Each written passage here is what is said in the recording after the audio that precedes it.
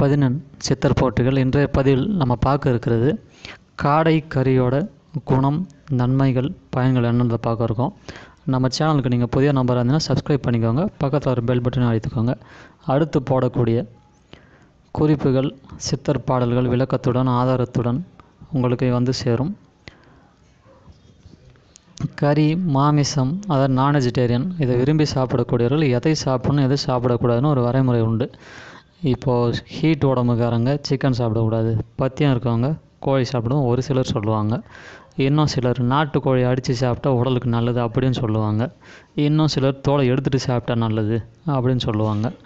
இன்னும் சிலர் மஞ்சளை தடவி சுட்டு சாப்பிட்டா நல்லதுன்றது. அப்படிலாம் எந்த சித்திரம் சொல்ல.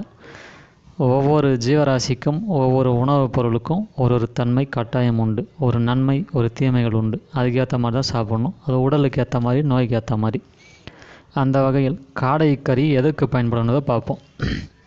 சித்தர் பாடலானது கட்டிற் கிடப்பாருக்கு காட்டிற்படும் காடை மட்ட விழுங்கோதை மருந்தன்றோ விட்டமுர் சோறு புகன் சோபையரும் துண்ண இளமேகும் மேரு மருந் தேற்றுவதன் வில்.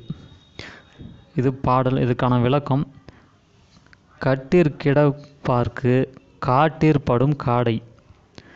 கட்டில் படுத்தபடியாக இருக்கக்கூடிய ஆட்களுக்கு காட்டில் இருக்கக்கூடிய காடை, இது வளர்ப்பு காடையோ செயற்கை காடையோ அல்ல.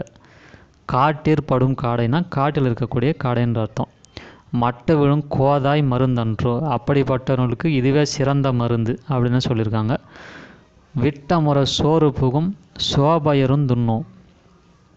சோபை அப்படின்றக்கூடிய நோய் இதனால் விலகுது. சாப்பாடு இறங்கலை, சரியான முறையில் பசி எடுத்தாலும் சாப்பிட முடியும்னு நினைக்கிறவங்களுக்கு இந்த காடை சாப்பிட்டாலும் சாப்பாடு தாராளமாக இறங்கும். அதுதான் விட்டமுறை சோறு புகும் சோபையரும் துண்ணும் இளமையாகும் மேறுதன் தேற்றுவதன் வில். இதனால் இந்த சகல நோய்களுக்கும் இது குணமாகக்கூடிய தன்மை உண்டு. உடல் வீக்கத்தை சரி பண்ணும். சரியான முறை சாப்பாடு இறங்கலாம் அதையும் சரி பண்ணும். இளைத்த உடலை சரி செய்யும். கட்டிலில் படுத்து கிடப்போருக்கு காட்டில் கிடைக்கக்கூடிய காடை சிறந்த மருந்தாகும் என்று சொல்லியிருக்காங்க.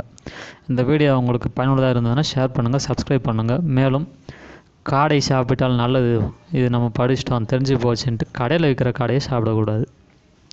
இதில் சொல்லியிருக்கக்கூடிய நன்மைகள் உங்களுக்கு கிடைக்கணும்னா காட்டில் கிடைக்கக்கூடிய இயற்கையான முறையில் இருக்கக்கூடிய காடை மட்டும் பயன்படுத்த வேண்டும். நன்றி, மகிழ்ச்சி.